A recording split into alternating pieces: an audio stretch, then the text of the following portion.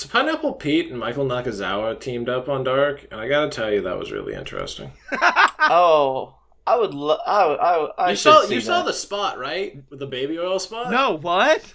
Oh my god. So Michael Nakazawa gets down and hands and knees, whatever, pointing towards somebody in the corner. I forget who it was. I think it was Joey Janela. Yeah, because they were taking on Joey Janela and Sonny Kiss. And then Pineapple Pete he has his back oiled up. Pineapple Pete oils up his stomach and then basically does a running slip and slide off of Michael Nakazawa into Joey Janela. That's so good! Fuck! Taz was like, that was some innovative offense. I've never seen that before. And I at home was like, you never should have seen that before.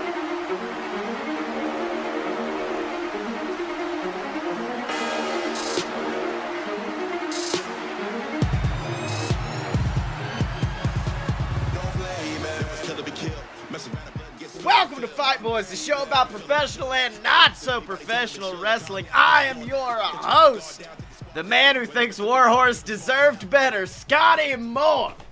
I am the man who spent about 30 minutes looking for his glasses today when they were right in front of him, Blake Tanner. I'm the man that think Warhorse just did fine. I thought Blake was about to be like, I spent 30 minutes looking for my heel of the week, and I still haven't found one. Because luckily, wrestling's not had too much bad shit lately. And I know now next week it's gonna be out and like, Luchasaurus is a serial killer. What the fuck?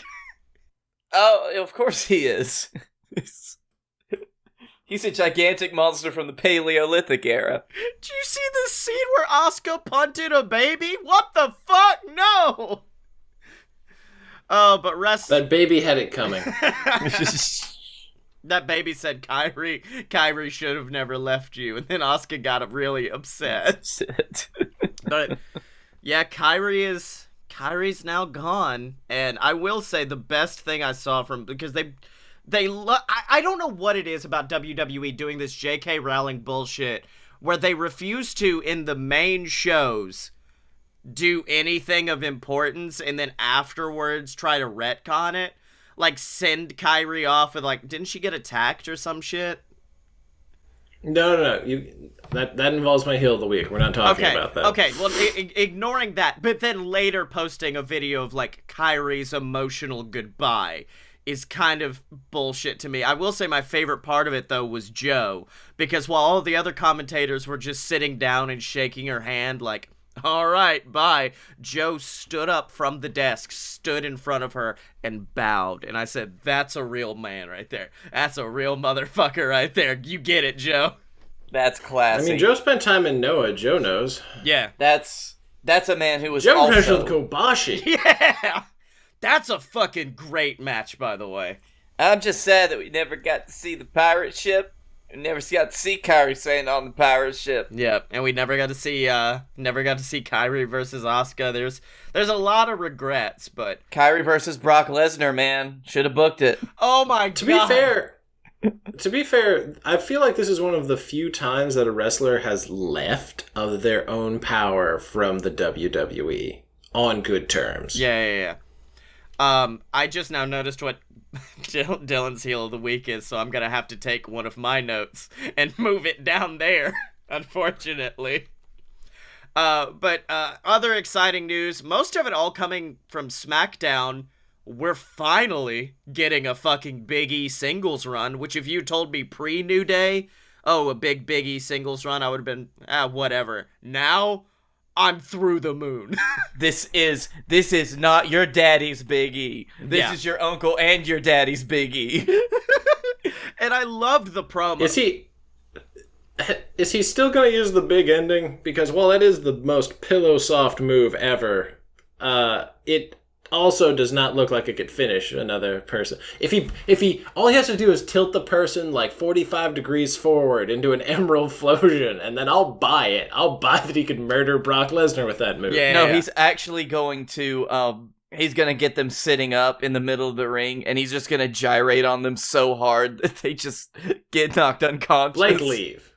No, Blake, you're clearly drunk. Leave. they're actually they thought the big ending was too vicious, so instead they're going to give them Wade Barrett's Wasteland, the move where you have them on your shoulders and just kind of gently set them on the ground in front of you.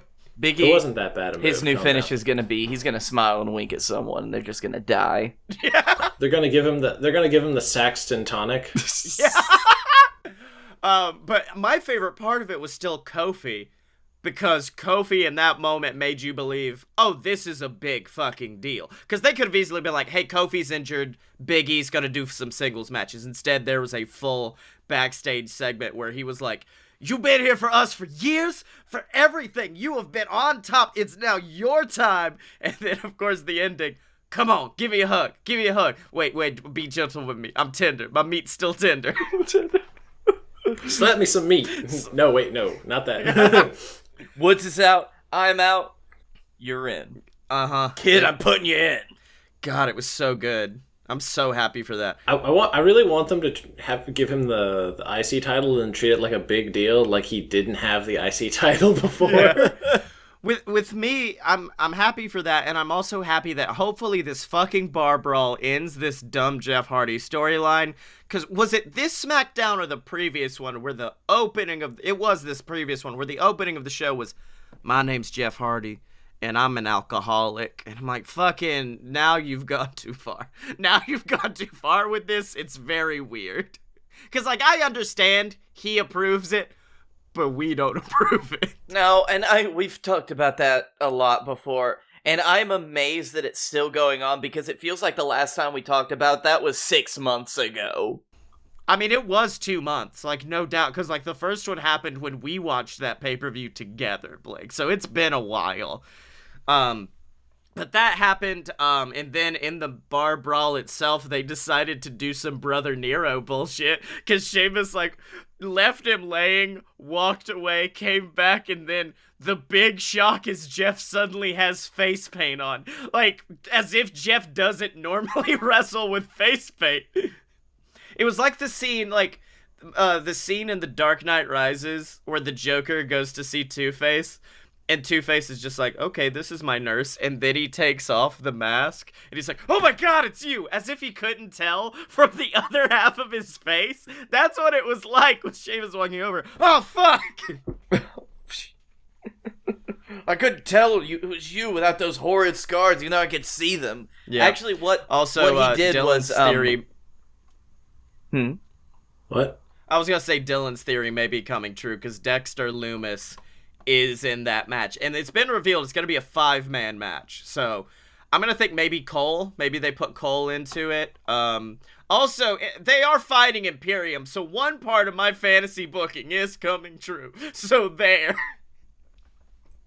That's great. I'm 1 out of... so- how many points were there? 57? I'm so glad. The last 37 of which were utter nonsense. Like, there are times that I hate missing this show because it's a lot of fun. And then there's last week. Dude, if I could go back in time and miss that recording, I would. It would just be the ravings of a madman. I was gonna say, you're gonna put that on our listeners? You're gonna put that on Ghazi? How dare you?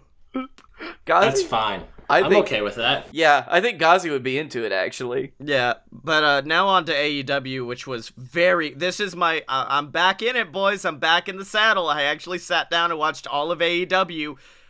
Fuck, AEW, such a good show. Holy shit, I love it. Even the matches, I'm like, I don't know. Like, Diamante versus Sheeta. I was like, whatever. And then watched it and was like, oh, that's right. This is great. Yeah.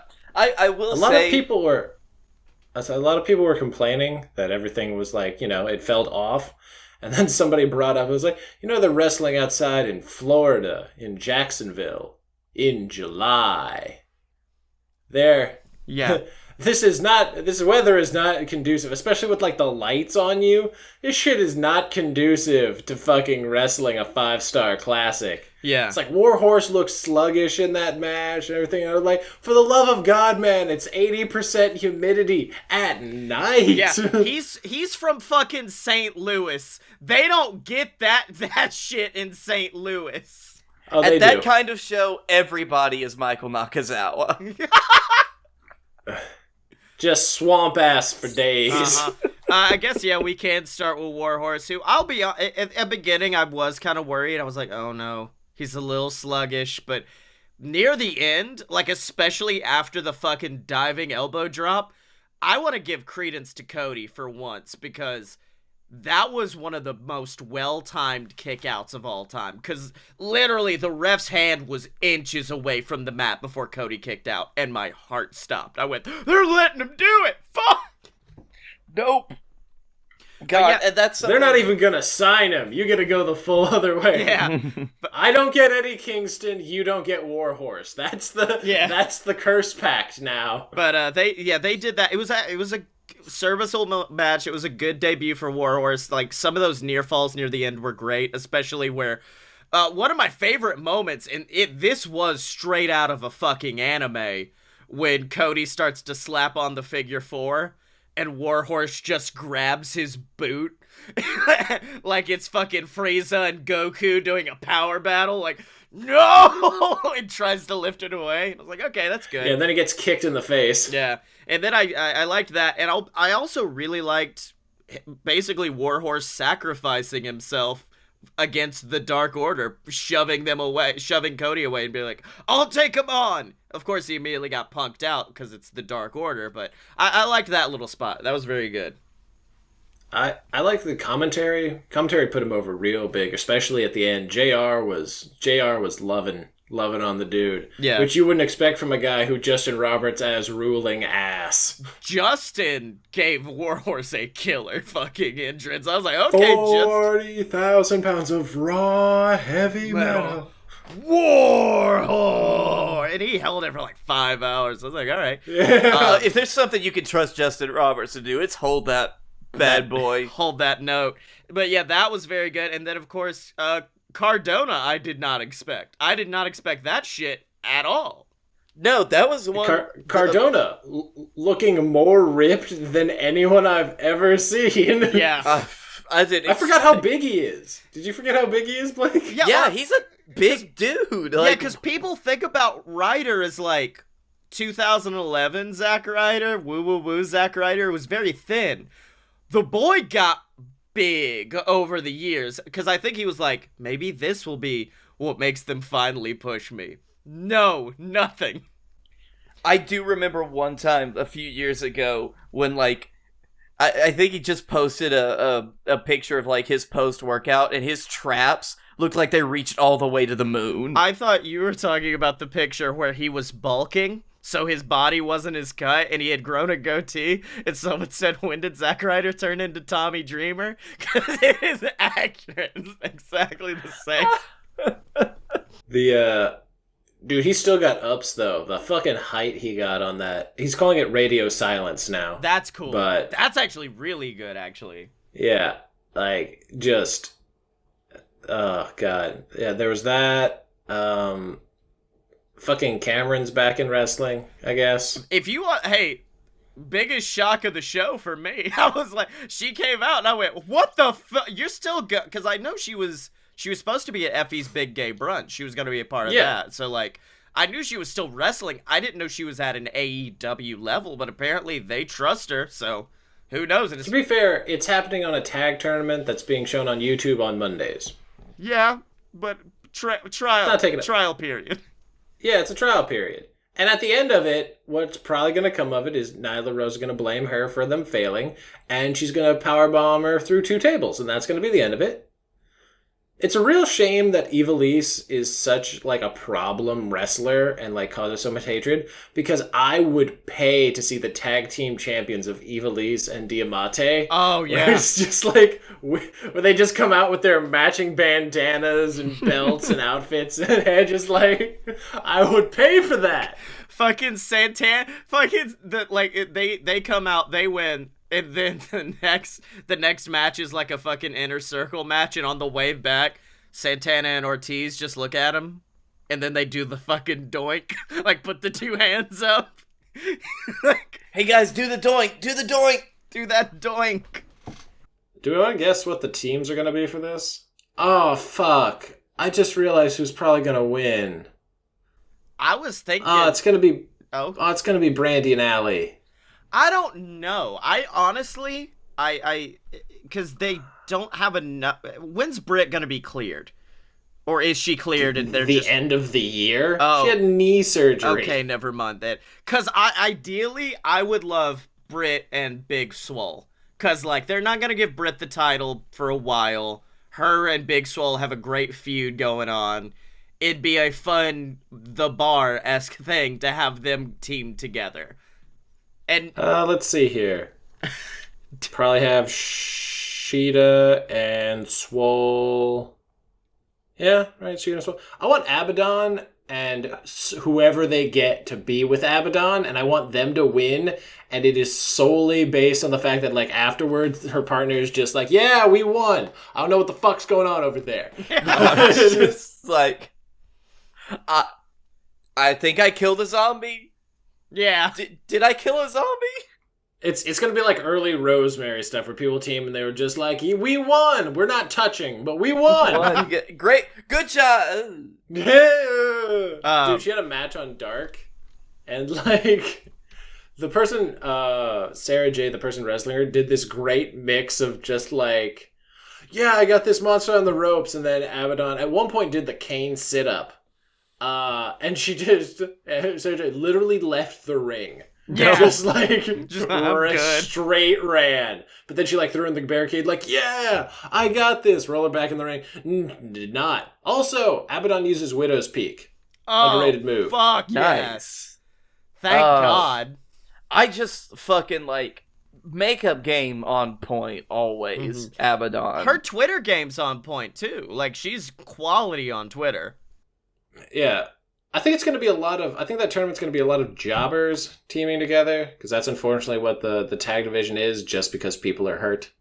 Yeah. But it'll give, you know, a lot of people some time, some good matches, hopefully. And you know, we get a new thing out of it. I wonder if they will. I don't know if she's officially retired. I wonder if they would let Rebel in. No. Okay, because I was thinking Rebel and Big Swole would be a fun team, and then you could have Rebel Hardy. Oh, fuck! And then you could have those two. Sign Lufisto. There's a lot of options here. You could sign so many people. They could stack the division right now. Yeah, and I mean, you know, it would be part of what they've been doing, because I think that I was reading a post earlier today where it said like they've employed 60 something people over the course of the pandemic, 9 of which have been like fully signed. Yeah. To be fair, 2 of those were FTR, and one of them was Matt Cardona. Thank you for the segue, Dylan, into FTR with the best fucking signing I've ever seen, and the great twist of Arn Anderson coming in, which we all knew like would happen eventually, but him coming in and being like, all right, you guys have already got your signing bonuses, right? Yeah, we already got that. Okay, good. Have we went over? Like, Arn's now becoming one of my favorite parts, just because of, like, he is bringing a smart managerial aspect, whereas most managers are just like, I'm gonna cheat, and I'm gonna help him win, and I'm gonna do this. Arn is just straight up like, I know what the fuck wrestling is. Here's what you need to do. It is a manager using intelligence versus using cheating. Yeah, FTR is an old school wrestling team, and Arn is an old school wrestler who knows what the business is like. And part of one of the biggest old school wrestling teams, Brainbusters. But the best part of it was still FTR going over like, okay, during our matches, there will be a 5 count during tag-ins. You have that amount of time, and if you go past that, you're out of the match. You have to hold the tag rope. Basically, all the rules that the Young Bucks ignored during matches, they made sure, like, no, this is pure. This is what's supposed to happen. And I like the, because I think it was JR that was going off on them not holding the tag ropes not too long ago, right? Yeah. And I you know, that's one of those things. They straight up took them out. They took them out. Oh, they just took them out. Gotcha. That's one of those things where it's like, you've got to have something for heels to cheat with, but then again, I always forget that tag ropes exist. Yeah. So do the wrestlers. It's fine. Exactly. So does the entire world. Final bit of AEW news. Apparently, Hardy is not doing gimmicks anymore. Yes, he is. No, like he cut he did one of his good old Matt Hardy YouTube videos, and during it, he said I came out and I was so excited to come to AEW. I was excited to come out to AEW. I was excited to have fans across the arena go and delete with me every single week, because that's what I love about AEW. The fan base is so passionate. And then I debuted on the first empty arena AEW show. Then I started to help guys out. I started to work with Private Party backstage, started to work with Sammy Guevara, and then we saw what happened with that. And I was upset. I was mad. And then he starts going into the fact that, like, America's more divided than ever now.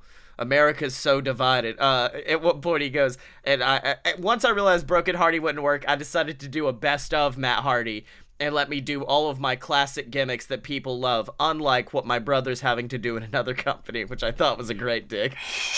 Jesus. But he goes on to, like, America's so divided now. Right now, we're so divided. I can't play a divided character anymore. So right now, I'm going to do what I've never done, and I'm going to be Matt Hardy on television. And so he's going to be strictly him, is the whole idea. There's no gimmicks, there's no character, there's no nothing. And When was this video posted? Recently, like very recently. Was it today? No, why? He was Big Money Matt on Tuesday. Was he? Yeah.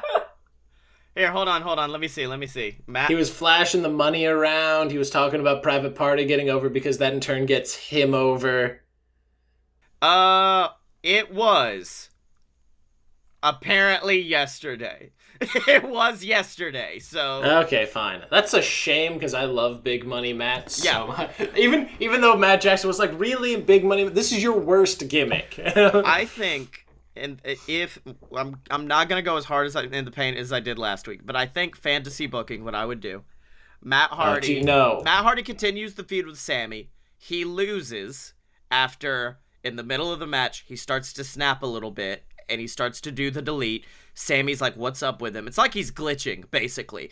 Sammy gets him, pins him, whatever, and Broken Matt comes out next week, and then It's not going... no. It goes to a match it all out.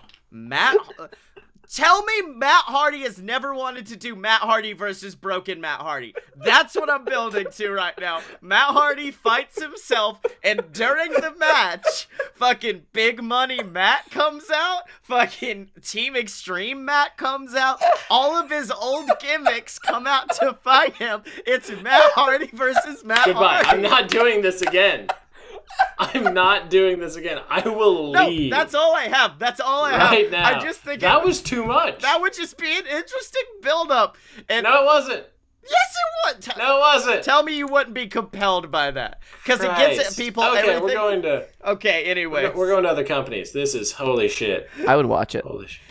Thank Of course you would. Thank you. But that means nothing. My taste is extreme. It's terrible. it's the cinematic wrestling version of wrestling. Oh fuck, I can't even remember what the blow up doll is named. Yokoshiko. Yeah, it would be the cinematic wrestling version of that. You've got to figure things out to prove it, and no one but the master of cinematic wrestling could pull it off. Anyways, please let me have this, because I've already lost Hiromu and I can't keep going. I can't keep going unless You haven't lost him. He's injured until the show. It's to help him keep up so he can wrestle fucking... God, I forgot his fucking name. I'm doing so bad with names tonight. So he can wrestle Bone Soldier at 100%. It's a kayfabe thing. It's a half kayfabe. That half he probably actually injured his shoulder again. But he's probably going to drop the junior title, get healed up. Oh, I forgot. Or he's going to win. Yeah. One of the two. Man. It's being held in a baseball stadium, and like, I'm 90% sure that that Naito's just gonna win the belts back. Also, wait, Bone Soldier's back? I thought... No, that's the name of... God fucking damn it. Oh, are you talking about Taiji Ishimori? Yeah, Taiji Ishimori is Bone Soldier. He comes out with a Bone Soldier mask. Okay, no, I was sitting here like, I thought he unmasked a while fucking back. Well, he didn't unmask. He retired. He's a basketball coach at a high school now. What? That's so, what? That's so buck wild to me. Living. But that happened, and then might be a shoot, might not. Miro says it's a shoot. That Miro is no longer wrestling, which good for him if he's happy and doesn't have to destroy his body through professional wrestling and he gets all the fulfillment he can out of doing Twitch streams. Good for Miro. Because I'll be honest, like, I do love Rusev and I love Miro, and I don't know what's technically left for him, really, outside of, like, winning a major championship, but I don't know if that's something he would have been interested in. Probably. I mean, to be fair, it also might be a fucking work where it's just that he doesn't want to risk his health going anywhere, seeing as his wife's, both of his in-laws got COVID. And then he got COVID.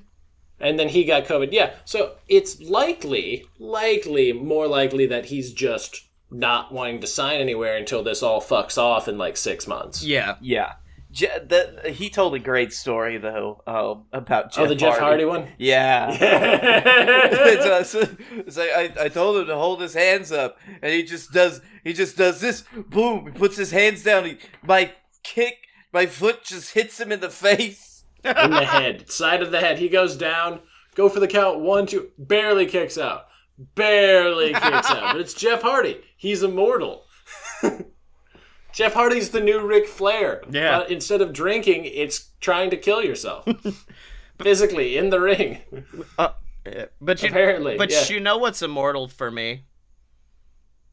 My love for our patrons at patreon.com/a-load-of-BS, the website where you can support us, get access to exclusive content like Wrestling History X, where we take a look at some of our favorite moments in wrestling history and look back on it, or watch me and Blake react to old episodes of JWF. They're really garbage, and I dressed up like Stone Cold Steve Austin on the latest episode, and it was real bad. How long ago were these episodes? Like years-wise? 5? No, 2014. So only 2 years removed from when we started doing this. I couldn't stay out of the world of JWF, baby. I had to bring it back somehow. So, yeah. A radio show on the internet. Yeah. That's how we did it. But it's now time to annoy someone on Twitter. Dylan, are we keeping Dust Watch going, or? I mean, I'm sure we can find... You could tweet at Abaddon. I think we didn't we? We have tweeted at Abaddon, because I'm fairly sure she liked it.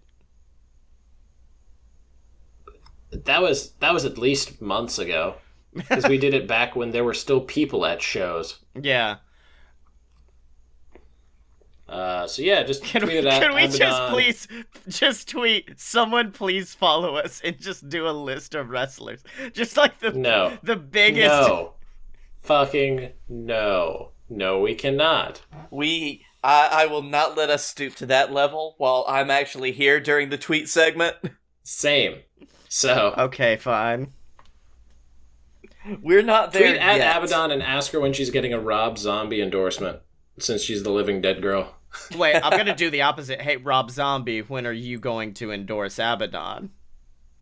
Hashtag Hashtag spooky watch. While I do... Would you stop with the watches? Just stop it. It's dead. We just tweet at people. There's no watch attached to it anymore. New rule. While I do this, would we like to get into our heels of the week? I think Blake has the most interesting one out of all of us. Yes, my fucking heel of the week is trying to pick a heel of the week. You should be like me. Yeah. You should really be like me. Wait, what do you do? Oh. I mean, I could just go to Would you like to abdicate your time to me to rant?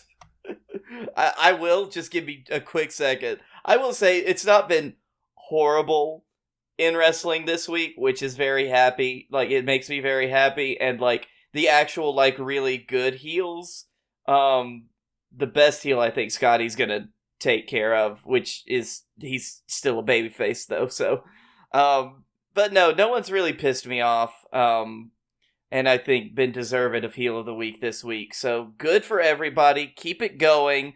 Don't be WWE. Okay.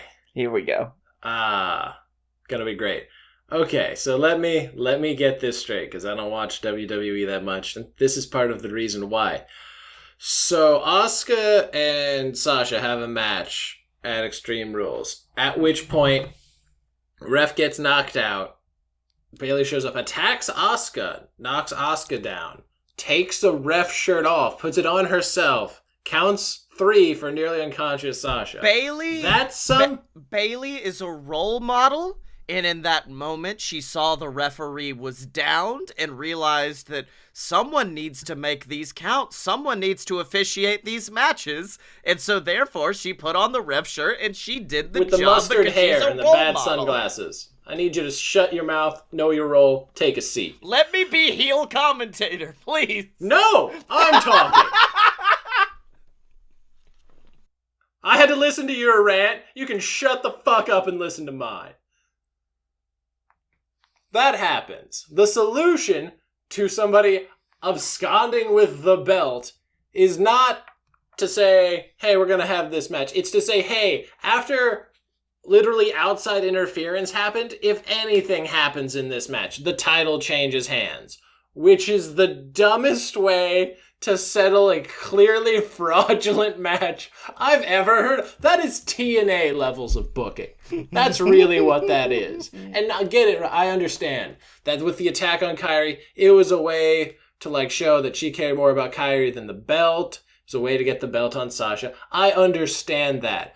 But that is just the dumbest shit. The dumbest, trying to kayfabe justify not wanting to have Sasha win I've ever heard of. And then you now have the 2-woman power trip. I love it. Great. You know who doesn't? The other 16 women on the roster that don't get fucking shit to do because 2 people hold all the goddamn belts. Heel heat, baby. That's that heel heat, baby. Shut the fuck up. That's X-Pac go away heat. Not for them, for the writing team. For Stephanie McMahon, for everyone that runs the women's division, that thinks having just a handful of people represent an entire women's division is somehow good. Well, so no. Okay. No heel heat. Would you rather it go back to only one, just Bayley has the title, and then, I don't know, probably Bliss Cross, and then Charlotte has the Raw title? Would you rather go back to that? Because You mean 3 feuds? You mean I could watch 3 other people then get in on those the stuff? Because Asuka is going to show up tomorrow on SmackDown and start beating the shit out of people. So that's not really going to be a match. And you're not excited for that? You're not excited for that? No.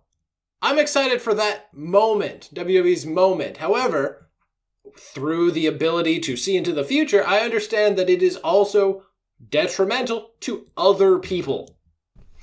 They took the best heels they have currently, who are Sasha Banks and Bayley, and gave them the biggest dick energy of we have all the belts. It's not that 3 feuds can't keep happening. 3 feuds Really? can't Because they're not. There's currently 2.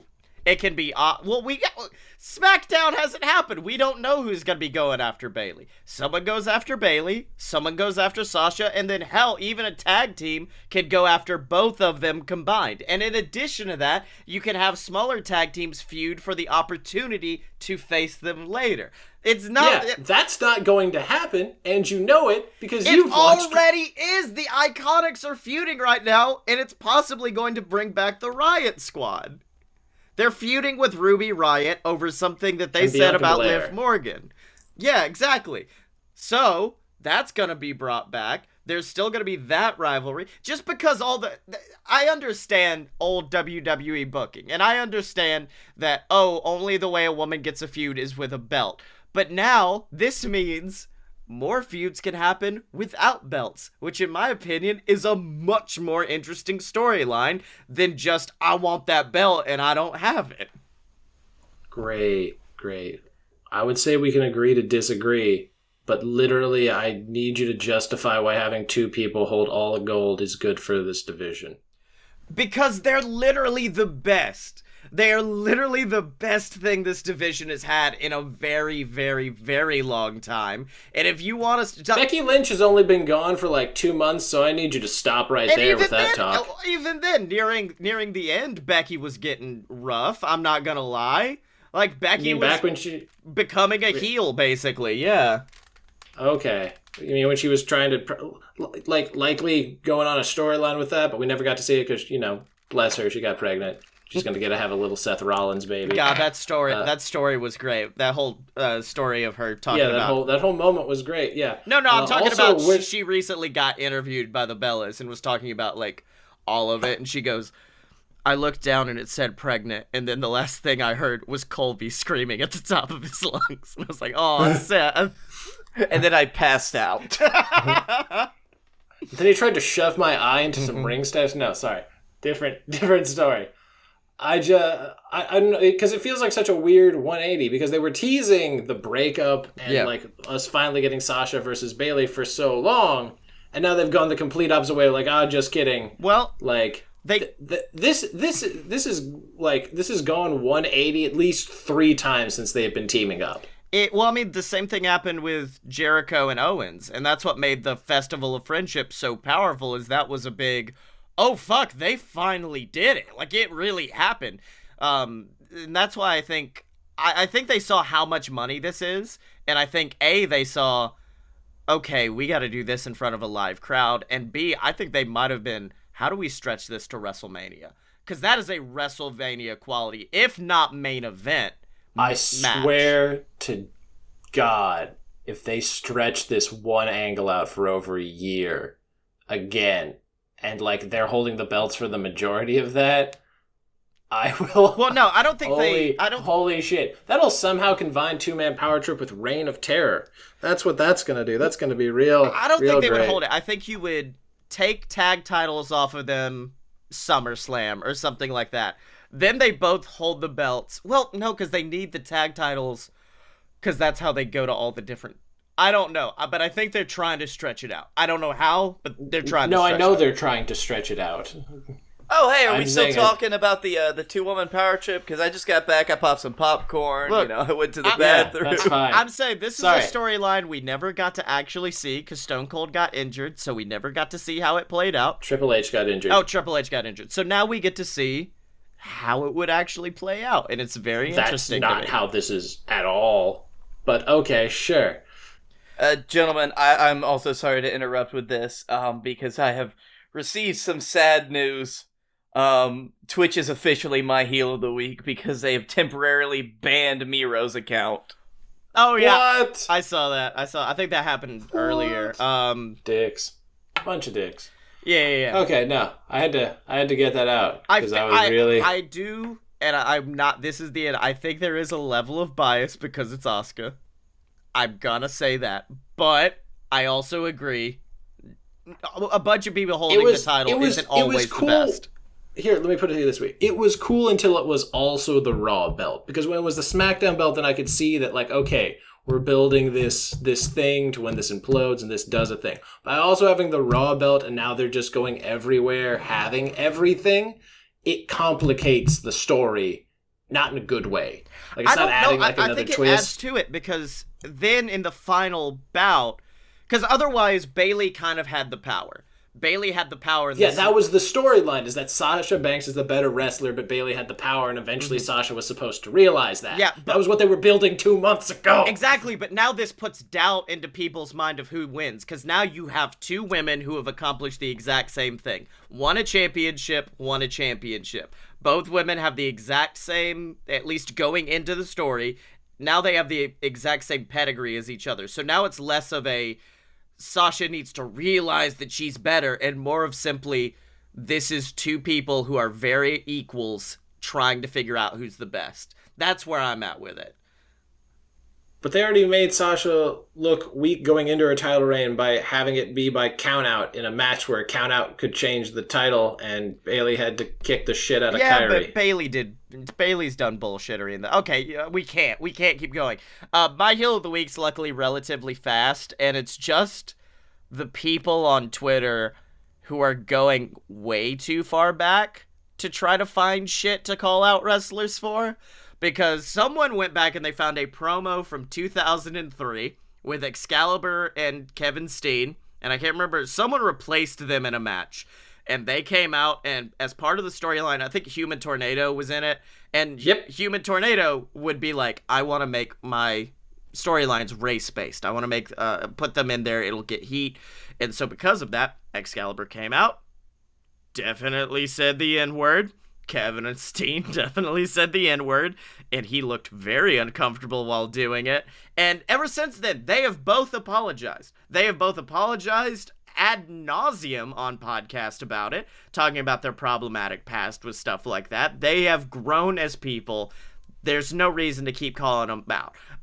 That one's bad. The main one is AJ Gray, who is a GCW wrestler. I think he was actually, Blake, the show we got too drunk to stay at. I believe AJ Gray won the GCW championship from Nick Gage, ending his dominant reign that night. AJ Gray's fantastic, but people went back and found some problematic tweets of his, ironically about the same time that AJ was advocating for better representation for black people in pro wrestling. That's bizarre that they would try to cancel him during that time. And I'm just sitting here like, I understand if it's a person, if it's recent, like last 5 years, okay. 2003 was 17 years ago. There are wrestling fans that are younger than when that fucking spot happened. Like, they have definitely had the opportunity to grow. And we see how people have grown. Like, Sammy fucking Guevara, who said that dumb shit 4 years ago, already seems hellaciously, like, apologetic about it. And he's come back better than ever. We gotta give people an opportunity to grow. We don't cancel for the opportunity to just cancel somebody. I guess this is kind of like with the far pendulum swing of the idea of cancel culture, because I believe that there are some realms that it can go too far, like you said, when it seems that somebody has like come out, said they were wrong, said they are doing everything, said they want to improve, and have never fucking done it again, and have also like tried to improve who they were as a person. I think that's okay. Yeah, I think it's also based on the reaction. Like we've seen with Owens and Excalibur, numerous apologies. Like people who will either, and even if it didn't happen, which I know in this case there's video evidence, but there's shit where people, he said this backstage, like, I can't believe this.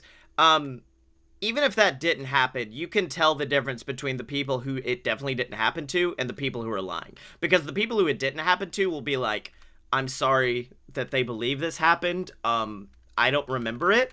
But if so, I deeply apologize. If it did happen, they are very, like, apologetic even though they believe it didn't happen. And then there's hour-long apology videos. What's up, Joey Ryan? Yeah. Because there's that falls into the category of a non-apology to me. Like, to me, that is not an apology. Where he attempts to disprove everyone. Fuck you. I know I already said this last week, but fuck you. Baby faces of the week. Let's go. All right. Fuck it. Let's go to this fucking Swiss superstar right here. Cesaro's my baby face, just because I've seen like so good. 5 or 6 stories of him just saying cool stuff and being like a great dude. Let me start with this tweet from just a couple of days ago, just on wrestling jokes. It said, oh, that reminds me of a few years back. I was in catering trying to go back to my table. Dwayne Johnson was in the way, so I turned around, but there was the Hitman. I was stuck between a rock and a hard place. And he's done a few interviews recently, especially after winning the SmackDown tag championships with Nakamura, and they just all remind me that he's just a genuine, like, cool dude. I love watching him on Up Up Down Down, and last week he did tweet a picture of all of his tag runs with Kid, with Sheamus, with Nakamura, and he with the title Immigrants. We get the job done. Job done. So I get the fucking Hamilton reference in there. Cesaro's the one that made it, and you know what? I could just be happy with myself. Yeah. No, he's phenomenal, and like, the man can do fucking anything. Like Everything. At the end of this week on Up Up Down Down, they played Risk, and Cesaro got his ass handed to him, and then they just all went at once because Cesaro was mad, and they go, "This is because it was the first time we played the game. Believe me, the next time we play, Cesaro will kick all of our asses. Anytime we play a game, Cesaro will inevitably lose the first game, and then destroy us for the rest of of all of human eternity." I would, if there's anybody in the world I would never want to play Monopoly with, it's Cesaro. Yeah. I'm trying to think of who would be better to go. I'll go with mine next. I'll go with mine. And my baby face of the week is the greatest heel in the business, MJF, because he cut a relatively kind of babyface promo this week, surprisingly. Like something that He started it with misogyny. I don't know if we can say that. Well, as it went on, it blurred the lines between shoot and reality really well, which I love in wrestling when someone can do that well. And I think Paul Heyman put it best because he was talking about when I think he did a shoot against Vince like right before the Invasion, like the Invasion pay-per-view, and he goes, "Anyone can do a shoot. A master can take a shoot and use it to sell a match." And that is what MJF did this week, because he came out and said, "Oh, we're talking about being the alternative. We're talking about being like this new hot thing," when in reality, we've got Dictator John telling us everything we're supposed to be doing. And then like he would bring out facts like, "Oh, if you want to talk about ratings, how is it that all of my segments, surprisingly, get higher ratings than old John?" And it's just him talking shit about even kind of taking from reality, talking about the guys who will get upset about wrestling being just flips and death-defying moves. He's like, yeah, no one cares about wrestling anymore. And you would think that our grand leader, our champion, would lead by example, be a wrestler. But that's not what you are, John. And it was just such a phenomenal... It's literally the best MJF promo he's ever cut. Because it wasn't... there was like some light misogyny at the beginning to get that cheap heat. Smile. You look so much better now. Yeah, to get that cheap heat in. But outside of that, it was just him doing some very solid heel work against Moxley. And then at the very end, you think it's over, his music's playing, and he walks away, comes back to the microphone and just goes, "John Moxley, I'm challenging you for your title. I will see you at All Out," and then leaves. And what the fuck? He can just do that? Okay, cool. Did you not see the one he cut on Jungle Boy before Double or Nothing? I didn't. No. Once you saw that one, you knew. And then according to you, once you saw the match, you knew. So there's actually, I've bumped it up from 50-50 to a 65% chance he's winning. Yeah, after that promo, like, it's one of those storylines where it's like, you don't want the bad guy to lose because what he's saying is correct. Where he was like, basically... Well, I want him to lose because I want Kenny to win, but no, I understand your point. Yeah, he's kind of like Killmonger at this point, where it's like, oh, he's fucking right. He's right, ain't he? But also, I don't want him to win because he's going about it in bad ways. But also, he should win.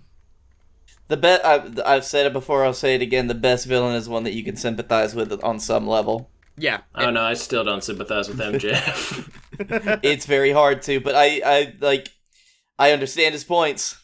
Yeah, exactly. Dylan, your baby face of the week, and I will say that's a lot coming from me saying I understand his points because of who he was promoting on. Yeah, I know, man. By the way, when did your Mox face mask get in? Soon. He's okay. Next. Good. You know the one I'm probably gonna get an Evil Uno one because I love Dark Order at this point. Because they're involved in like 4 storylines, 4 or 5. Like there's the Colt Cabana one, there's the tag one where they lost the tag match and Brody Lee like started choking Stu Grayson of all people, which is not a wise move. By the way, I looked it up. Brody Lee and I are the same height, roughly. Oh, God. And I never realized how short that made the rest of the Dark Order until seeing that. By the way, you'll love this, Scotty. Do you know what John Silver's indie nickname is? No, do tell. The Meat Man. I love him. I love him. But they put on great every combination. Like, I'm not so much about 10 and 5 because I haven't seen them that much. 10, I guess, legitimately got an arm injury whenever he had that match with Mox, or has been selling it like a champion for months. In which case, go you. But he, even on Dark, the Dark Order had a match. It was a good match, well done match, just straight up destroying people against, I think it was Will Hobbs and Sean Dean. And then John Silver and Alex Reynolds. Alex Reynolds, my least favorite member of the Dark Order, just because, he just looks greasy. You know what I mean? Yeah. He needs a haircut. The man needs a haircut. I don't normally advocate that. If anybody should be having short hair, it's Alex Reynolds. Talented wrestler, but I'm just nah, dude. He's skinny, fat, and he's got the... Nah, he looks like he works at a 7-Eleven. Nah, can't do it. Also, I will say, Brody has perfected the art of somehow taking a stack of papers and having them meet someone's face in such a satisfying way. Yeah. Oh my god. Being the elite. They're getting even better. Brody Lee just yelling at people. Evil Uno. Because if anybody got some papers, they all are at a round table, they have papers. They're all scooping them up, except for Stu Grayson, who doesn't understand. He's like, yeah, I got some right here. Thank you, Stu. And he turns around to hit Evil Uno, who has put on a Jaguars helmet. He hits it, and he's like, it worked! It worked! Then you just see Silver pick those papers up. Silver, pick those fucking papers up. Take that godforsaken helmet off. Okay, I can explain. You see, I heard about the concussion problem. Smack! Ah! Evil Uno's noise when he gets hit by those papers is so amazing. The Dark Order just keeps rising because they're like this not lovable group of fuck-ups. Yeah. They're these misfits. I saw the best definition of what... They're Team Rocket! Yes! But I saw the best definition of what Colt Cabana is in the Dark Order. And they said he is a celebrity Scientologist who they keep hiding the bad stuff from. And I went, oh my god, they're right. That is exactly Colt's role. Because he was great on commentary this week. Because obviously everyone was like, oh, this is going to be a gimmick change for Colt. No, he's just Colt Cabana. He came out and was like, I've gotten so many opportunities. This is great. I'm on commentary this week. This is fantastic. Grayson and Uno, they've got a title match. This is He is literally Tom Cruise. That is who he is right now. They just brought him in, give him the good stuff. Yeah. No, I love the Team Rocket bit because Giovanni / Brody, Mr. Brody Lee. Yeah. 100%. By the way, John Silver and Alex Reynolds are Jesse and James. Oh, yeah, no doubt, absolutely. There were numerous moments where I was like, nah, they're definitely winning. And even the ending felt botched to that match because, Grayson's up, he's about to grab the referee, but then the ref counts 3 anyways, and everyone has that pause of, that wasn't supposed to be the finish of this match. But then, obviously, all the other Dark Order members coming in from around the outside, so that's the obvious, oh, okay. I watched it over again. I really do think it was supposed to be the ending. There was just a pause there, was all. Because the way where Grayson was to get it is on the wrong side to pull the ref out. Was he? He would have needed to be on the other side to pull him completely out. Oh, okay. I see what you mean. Yeah, because he wouldn't have been able to pull him out from where he was. So it was just, and he reached out not to grab the ref, but to get into the ring. And it was that thing of oh, so close. Now, okay. Yeah, it looked awkward because the referee was right there. Yeah. Yeah. But, yeah, no, that was a good match. Well, in discussion, this one's going to be fairly short this week. And that is, who would you guys like to see come out face Cody now? Because apparently they're now focusing on independent talent. That's what they've said. Like, what other indie talent would you like to see come face the TNT champion? And I was just kind of wondering where your guys' minds are at with it. Super Dragon. Super Dragon. Yeah. That's fucking doubt. That's the only one that would pop me at this point. At this point, there's nobody. Eddie Kingston is the last person where I was just like, that's an indie guy. Never really got his due. Yeah. Really good wrestler. Like, there's no one left. The problem is NWA's not dead yet, because if it was, Nick Aldis. But also, I don't know if that's where they'd bring in Aldis. Unless that's how Cody loses the fucking title, is to Nick Aldis. That would be an interesting one. Yeah. Aldis, I earlier in our chat, I mean Effie, obviously. Because Effie can put on a fucking fight. Like, I know he gets lumped in with, like, the character wrestlers, but he's not really a character wrestler, because then that means his character is gay, and that's nothing. That's just nothing. He's just a guy who's entertaining on Twitter, but he's also very good in the ring. He's already got connections there. Janela, Orange Cassidy, and then Dylan has already shot this down for me, but man, I want Cody to come out one week and just say, I want to face the best of the best of the best of the best of the indies. And out comes the best fucking deathmatch wrestler ever, Nick fucking Gage. That would be, no, hold on. I've got it. Okay, y'all. Yeah. Cody needs to fight Cody. Now, hold on. I've got a long fantasy booking that I've thought of in the last 5 minutes. Mine somewhat makes sense, because it's the ultimate challenge for the master of cinematic wrestling. You guys have a good night. I learned that I can't listen to fantasy booking anymore. That's what I learned this week. You have a good one. All right, I've learned the fastest way to get Dylan off of a conversation is just to fantasy book your best dreams out. I'm looking at I'm now looking up best independent wrestlers, and you know, Google will be like, here are some recommendations for what you've searched. Found on the web for best independent wrestlers, Kenny Omega, Will Ospreay, Marty Scurll, and Zack Sabre Jr. I don't think this means what you think it means. No, because I found, like, my first one is independent wrestlers WWE should sign. And hold on, when the fuck was this made? The only one, I'm on a Deadlock article, the only one I wouldn't mind seeing face Cody is unfortunately now with Impact, and that's Chris Bay. Chris Bay would be One of them on this list is just fucking Okada. What? Oh, I'm looking at it. I found what you found. Oh yeah, one of the Briscoe brothers would be good too. Anyways, actually, Chris Dickerson? Chris Dixon?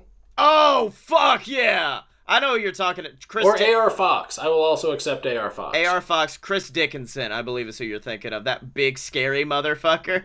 Big, scary motherfucker. Yeah. Oh, he's on this list. I found another one. Ooh, unfortunately, number 5 was David Starr.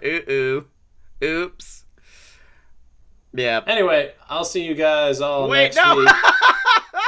Special thanks to Megaran for our theme song, Fighters. Josh Briggs, that's my last one. Anyways, I learned how to kick Dylan off the show, apparently. Where can people find you on the internet? You're not kicking me off, I'm leaving. Have a good day, and if I don't see you later, good afternoon, good evening, and good night. 2 weeks in a row he's done that. He is gone. Dylan is gone. Blake in the show. Okay, fuck it. You can find me at Blake A. Tanner on the Twitter. You can find me at The Darkroom Video on YouTube. And you can find me here on the BS Network with all of our great little fucking podcasts and shit that we do. We have a good time and we make some memories and some moments. Gross. You can find me on Twitter at Scottye Moore, SUTTYEMO. If you got a podcast, let me on it and let me talk so I can break the world record for most podcast appearances by a single individual in a single year. And make sure to follow me because, ladies and gentlemen, a new show is coming. This God. Monday, the first 5 episodes of The Mini Adventures of Sammy Magic will be released. It is a one-person improvised storytelling podcast based off of no book in particular. I am not trying to plagiarize the most famous work in existence, and you can find that on Twitter, Scottye Moore, and you can find all the other programs online at aloadofpurebs.com. And I will say, you do need to watch out about actually saying that name or anything that is closely related to it, because as I've learned, TERFs get litigious. Special thanks to Mega Ran for our theme song, Fighters. Give all your love to Mega Ran as well. Give him some support. Download his stuff on iTunes. Watch him on YouTube or listen to his stuff on Spotify. Yeah. Do what you can. Go to one of his concerts. He's doing like weekly concerts. Go check those out and get some brand new BS merch from the new and improved merch.aloadofpurebs.com. We're now hosted through TeePublic because the old site, I'm not gonna lie, I went to go put some new shirts up on it, and it said no. It said, no, we have no more shirts. COVID fucked us, and because of that, I moved us quickly to TeePublic, but I love it because all of our designs aren't just on shirts now. You can get them on mugs, on posters, on notebooks, on face masks, all over at merch.aloadofpurebs.com. We've only got 9 designs uploaded right now. But I am going to slowly, like every single week, fill it back up by bringing in old designs. And when I upload a new design, for the next 3 days, they're usually on sale for like $13. So I think I'm uploading some Sammy Magic merch this Monday. So check that out. That's going to be $13 motherfucking dollars. And it's really cool. Yeah, you know, if you re-upload the horror shirt, my roommate has promised to buy one. I deleted it, unfortunately. I went through all of our shit and went like, what IP do I want to keep? What do I want to put on merchandise? And I saw that and I said, Blake would kill me if I kept this, so I deleted it. And as always, you can find us at aloadofpurebs.com. Step up to the merch table at merch.aloadofpurebs.com. Find us on Facebook, donate to the Patreon, subscribe on YouTube, and remember to follow us on Twitter at FightBoy Show Abaddon, because when you're a fight boy for life!